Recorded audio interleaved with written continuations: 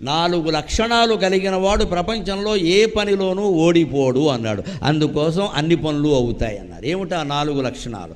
ధృతికి, దృష్టికి, మతికి, దాక్ష్యం. ఇప్పటికి కూడా ఉపయోగించేవి ఈ 4. కాగితం మీద రాసుకుని మనలో ఉన్నాయా లేదా చూసుకోవాలి. ముందు ధృతికి, ధైర్యం ఉండాలి. ప్రతిదానికి భయపడుతూ ఉంటే ఏ పని చెయ్యలేవు. యథవ ప్రాణం ఎప్పుడైనా పోయేది. కొన్నింటికి తెగించాలి. ఆ ధైర్యం లేనివాడు ఏ పని చేయాలి. అన్నింటికీ భయపడతాడు. అన్నింటికీ తోడు కావాలి. ఎవరో 4 ఉండాలి. ఎవరు ఉంటారమ్మా జీవితాంతం తోడు? అంటే మనమే ధైర్యం తెచ్చుకోవాలి. ధృతికి, దృష్టికి అంటే ముందు చూపు ఉండాలి. మతికి, మేధ అంటే తెలివితేటలు. పని చేస్తున్నామంటే తెలివి ఉండాలి. ఆ తెలివి లేకపోతే పని నాశనం అయిపోతుంది. లేకపోతే మందకొడి మనుషులం అయిపోతాం ఖచ్చితంగా. తెలివితేటలతో ఆలోచించాలి. దాక్ష్యం అంటే సమర్థత.